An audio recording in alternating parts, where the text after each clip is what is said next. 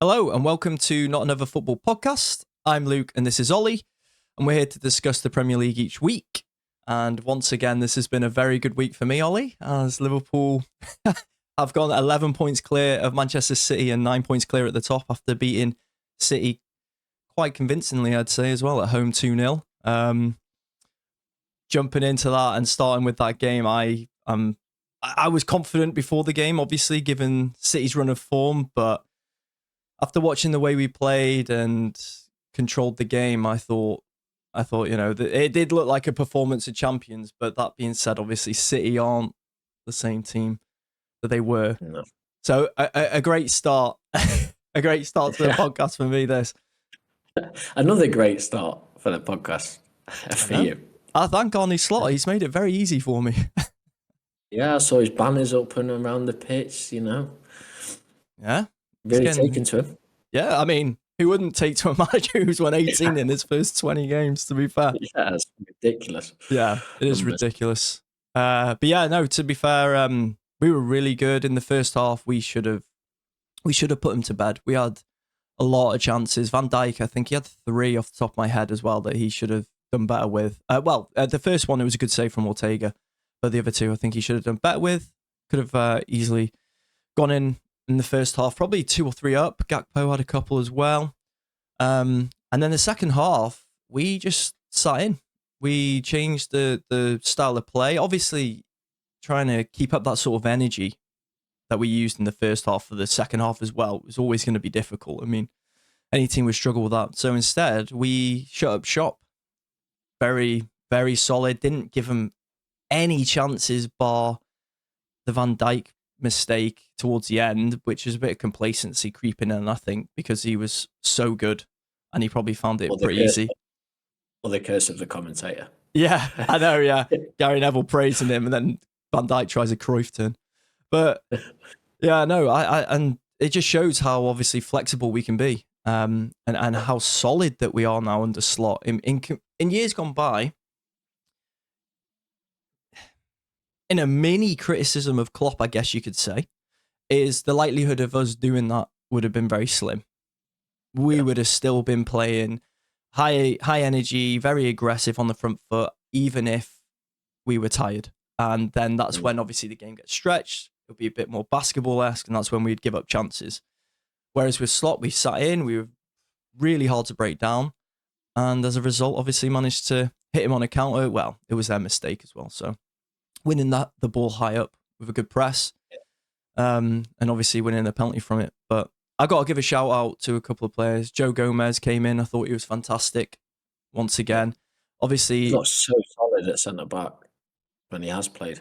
Yeah, I know. He's been really good when he's come in, and I was really happy that he was picked ahead of Quansah. Obviously, Quansah's had difficult starts this season, so there is that. But having Van Dijk alongside you and at that level that he played yesterday obviously makes things easier, but he was really good. Dom Szoboszlai, thought he was really good off the ball as well with his press, his energy. He just didn't stop all game.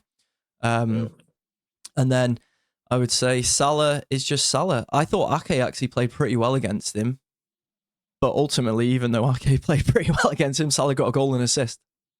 Won the game. So, yeah, it was one of those. What did you think anyway?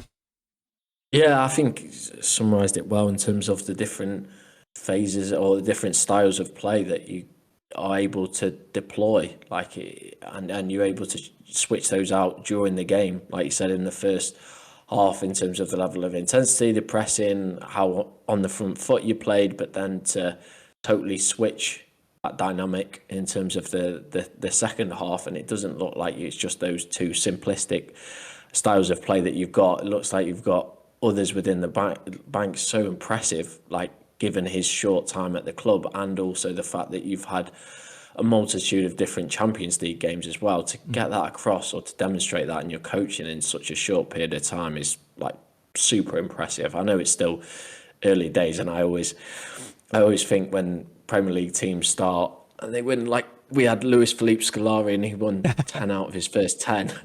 I'm always cautious, but it does seem a little bit different with Liverpool this season. Yeah, it does. And like you said, you got to be careful because, like you said, Luke Scolari, Luis Felipe Scolari, if I can say his name. He was the one, like you said, who sticks to mind because the 10 out of 10. But then you had Ange last season, didn't you? I can't remember how well the start was. Was it like 8 out of 10, maybe? Something along those Yeah. lines. But to be fair, yeah, Slot's just carried on. And I think the style of his football has obviously helped our defence massively because playing in a Klopp team, I think Carragher mentioned it, and I think he was spot on, that you have to be perfect to be solid defensively because the likelihood is you will give up chances. But with the Slot team, there's that like nice balance of the in-between. We still have the high press, but we're very compact.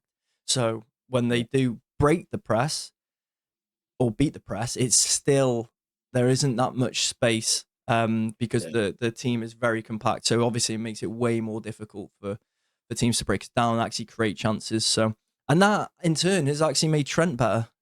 Shock horror. I mean, his defensive capabilities are still obviously to be questioned in some senses because he's not perfect and he's not the best defender, but he got exposed way more in a Klopp system.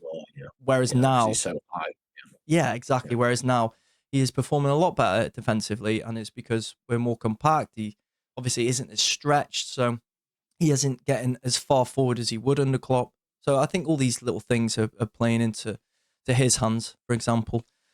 Should probably touch on City as well, because, I mean, what's this now? 6 from 7 with a draw in between. Unthinkable. It is unthinkable. What did you think of Guardiola first, doing the 6, getting rattled by the fans, jokingly chanting? Yeah, I think he's done that before though, right? Where he Yeah. said like 2, and the games that he's won. So I think everybody was like, oh, it's him crumbling or he's becoming like Mourinho or whatever. I don't think he's quite at that stage yet. I think he took it in a jovial manner, to be fair. But I don't think it's like people overreacting as well. Like, oh, it's out of order. I'm saying this. It's just like, no, it's not. It's just a bit of banter. Yeah. Yeah, it is. I also think, though, I'm very surprised he got rattled by it. I mean, at the end of the day, yes, you've won all those things. I don't think you need to look like you're getting rattled and reminding people in that way. Do you know what I mean? I was surprised by it. I must admit, because yeah, I was surprised by it, and he does look rattled. There's no doubt about it. But yeah, I think they really could be in for one of those seasons by which, if they don't sort that central midfield zone out, like, I know it's Captain Obvious in terms of saying it, but they are, when you've got Bernardo Silva and Oscar Bob as your 2 defensive midfield players, Rico Lewis, like, against Liverpool away from home. You're lucky it's not. Yeah, sorry, Rico Lewis. Sorry, those 2 players in your midfield against Liverpool. You're fortunate it is 2-0. Yeah, fundamentally, that's probably a good result. Doesn't matter who you've got in the rest of your team. If that's the midfield, then you're really going to struggle. Yeah, exactly. And obviously they had Gundogan in there as well, who doesn't really provide you any legs at all. So they're pretty much getting ran on. And like you said, that midfield's just a glaring weakness. Liverpool have been through this. Fabinho, Henderson, when their legs went. COVID season when we picked up Van Dijk's injury.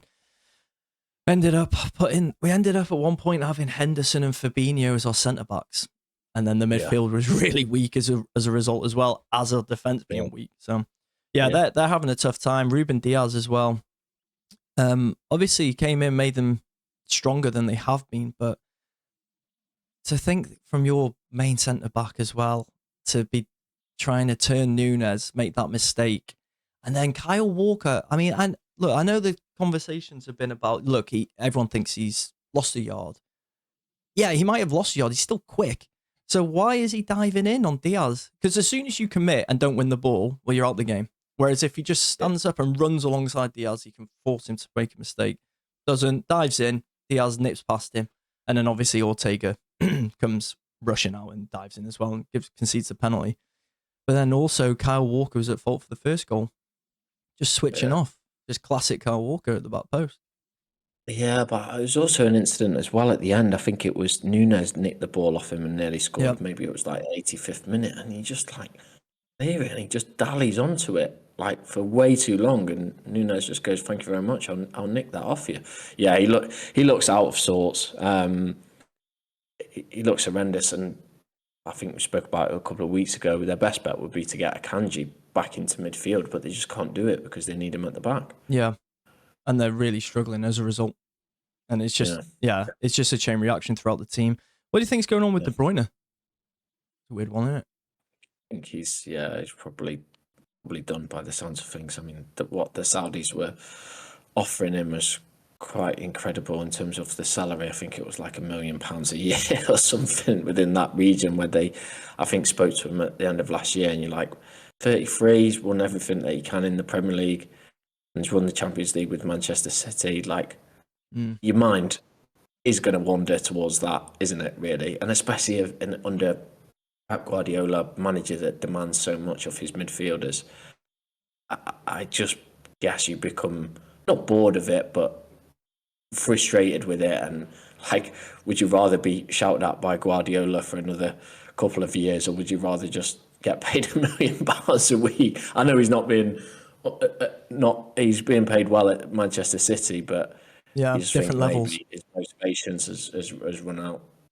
True, and plus, I think there is credence. Obviously, we're not inside the club or anything like that, but I feel like there is credence that there's a rift between him and Pep, because in years gone by, as soon as De Bruyne has got back, Pep might have phased him in 1 or 2 games max, but he then would get thrown in with the start and might get subbed, after 65th minute, whatever.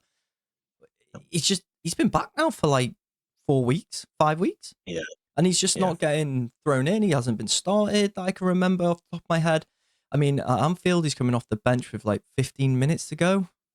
It just... Yeah, it doesn't seem right, does it? No, there's definitely something wrong there. And don't get me wrong, every time I've seen him, he hasn't looked particularly good.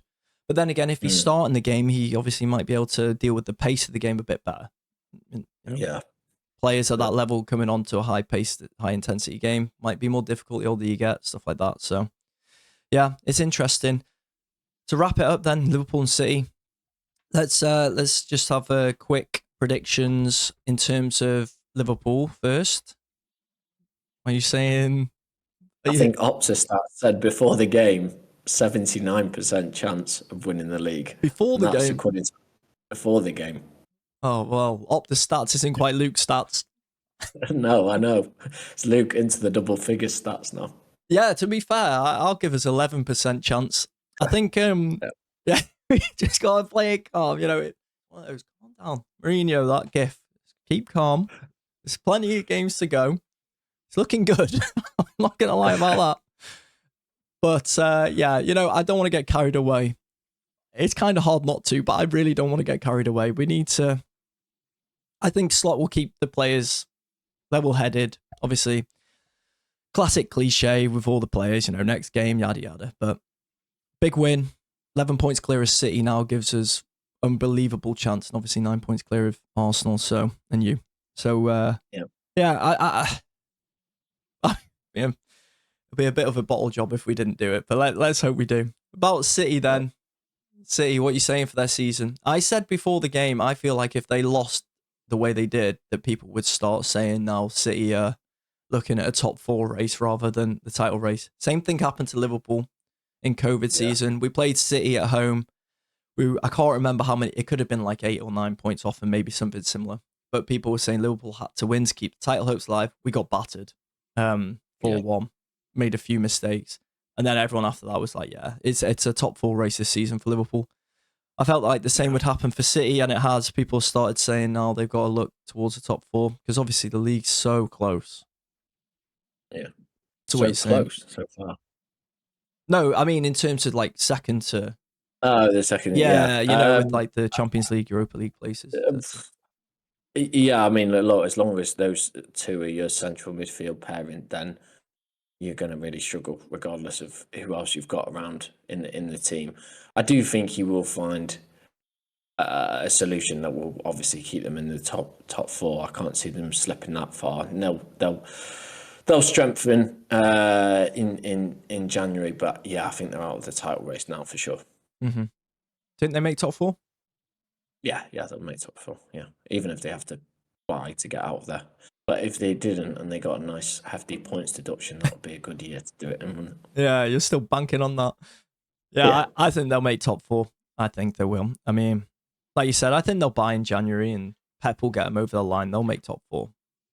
Yeah. Who knows? Might change my mind in a few weeks because if they carry on the way they're going, obviously, I would change my mind. But no, I think they will. Dead quick before we do move on. Salah, give him what he wants. Show me the money, as Danny Sturridge said. Oh, Or that was awful. Honestly, to God, it's the worst coverage going. I can't stand it.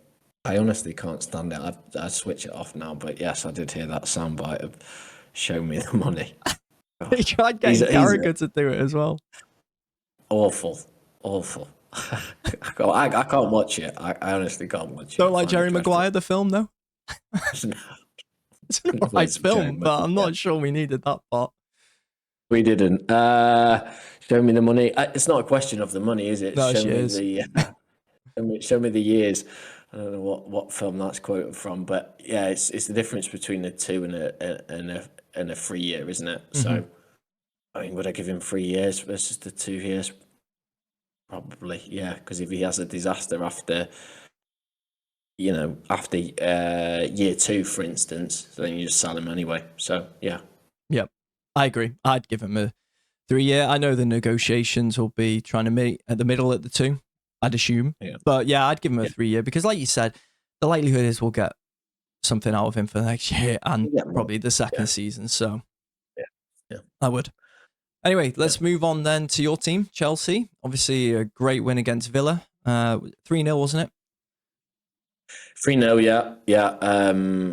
Villa were pretty abject, so I think 3-0 was fairly flattering for us. But yeah, we thoroughly deserved the win from kind of front to back because it was more positive from the forward players than it was of the defensive players. Even though we kept a clean sheet, Jackson finished really well for his first goal. Hold up play was excellent in the first half. Flattered to deceive again in the second half, and there was chances.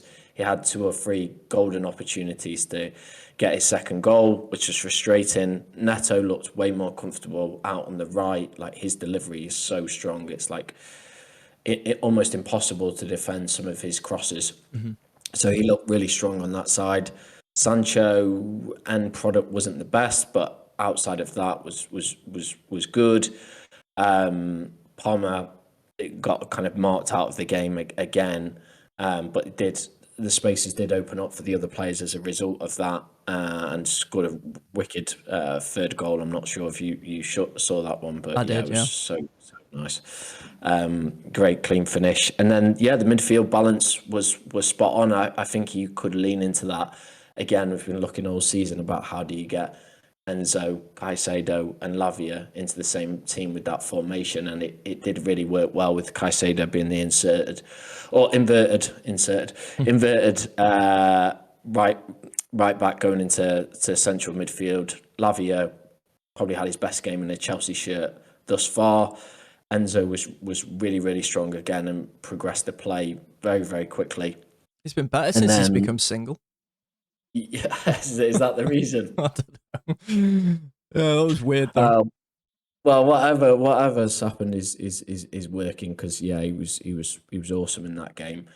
The problems persisted again at the back. For Fofana was much worse than Colwell this week, but between the pair of them, they just look like there's mistakes all of the time. And to be fair, we did gift Villa a couple of chances, and Ollie Watkins had he been in different form, he probably would have scored both of those opportunities, and it could have turned the game in a different direction. But it didn't happen, fortunately for us.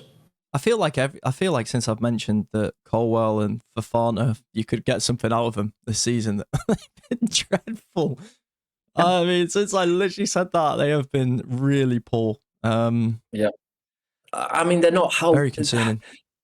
Cucurella was unbelievable, and I didn't mention him there. But yeah, he was phenomenal, and has kept us in games where we could have been out of them. But the thing is, with playing that, the right back going into central midfield, they are defensively one versus one on one. and it's designed with that method because obviously Fofana and Colwell are quick, and they are good typically in one-on-one situations. However, they just keep making mistakes. So while they have got the pace and the natural abilities to defend one v one, like that's typically probably their greatest strengths, both of them. Like they just keep making mistakes, and also in possession as well. They'll gift it to their central midfield players or their strikers. So yeah, I think concern's still at the back, and that's why I don't think we'll be near the title race, albeit tied on second or in third on alphabetical order. I know. I was going to say, considering, I mean, you're basically joint second in spite of the defensive lapses of the likes of Fofana and Colwell, and obviously the goalkeeping issue as well with Sanchez. So, I mean, that is still pretty impressive. It does feel like, though, doesn't it, in terms of like a title challenge, it feels like they're the reasons that you could, even in your wildest dreams, couldn't sustain it.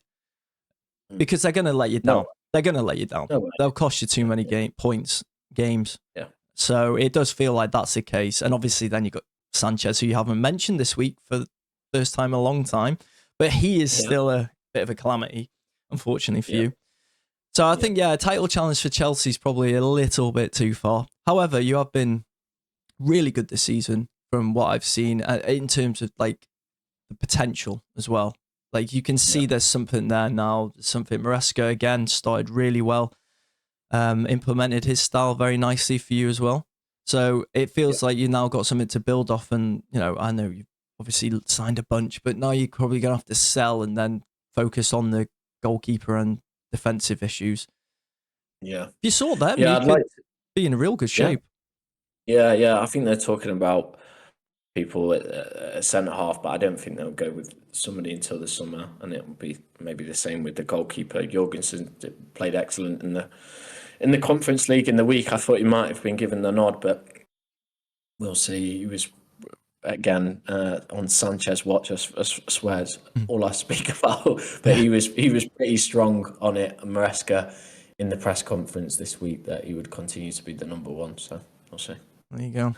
That's solidified then. Outside noise, he described it as. Maybe I'm one of those outside noise people. Yeah, we'll clip up and send all the clips in. So, are you feeling confident top four though, or do you think again they'll be the reason that you might not get it? I think, let's see where we are through Christmas. I mean, looking at the fixtures that we've got between now and the end of the season, before December, it's only Spurs out of the big six we've got to play. So there's opportunities there. Who have you got midweek? We've got Newcastle away, so it's a bit difficult. We've got Southampton. Yeah. Southampton at home, I think. Yeah. Should be a win then. Southampton away, maybe. Sorry. Should still be a win. Either way. Well, you struggled there last time, so that's what makes me think of that. To be fair, though, we won. So, that's all the record books say. No, I think you're in a good shape. It's just so hard to predict the top four right now, I think. Yeah. Because it's so close. Arsenal cement in their place. Yeah, Arsenal, yeah. I know, good win. Away at West Ham. Lopetegui's under a bit of pressure, surely. After the start he's had, because it's just, isn't seeming to go his way. But Arsenal, yeah, they look good. They look strong. I thought the penalty was a bit soft, if I'm honest, for the Fabianski one when he. I mean, I get it if he full on punches him, but to me on the replays it looked like a brush. So, and Anthony Taylor took ages to give it. Yeah, Anthony Taylor's not my best friend. Yeah, understandable. Not the best ref in the league. Yeah, we don't like him that much either. Yeah, but I feel like the table is so tight that, like, with West Ham, I'm not saying they will because their form is not great and they're obviously not playing well. But if they strung a few wins together, like they're like just as good as teams like Fulham, who everybody's lauding at the moment in terms of their performance, and Brentford. So they're not Yes, okay, they probably are off it in regards to performances, but if they still to string a few results together, they're not a million miles off it. Surely they won't Mm. let him go just yet. Surely they'll let him do at least 20 games. I feel like, yeah, they have to give him a chance to, fully implement what he wants and obviously try to bring in some other players because I feel like they've got a really good caliber of manager. Mm. Luckily enough for them, they're not like, if they were in the relegation zone, that would be a different discussion altogether. But I feel like just give him time. He should be able to get it right or at least improve them. I'd be very surprised if he didn't. So I think they Yeah. should give him time. Arsenal, do you think this is their little mini resurgence now then? You think they'll go on a run and maybe put some pressure on Liverpool? They have to. I think it's still going to be the challenge in terms of consistency. Like if Saka was to get injured, like where are fundamentally the goals coming from in terms of their backup? So I think it's all about whether the Arsenal. It's a question of whether they keep the players fit. If they do, then they can definitely put a run together. Yeah. They're arguably the strongest starting 11, maybe.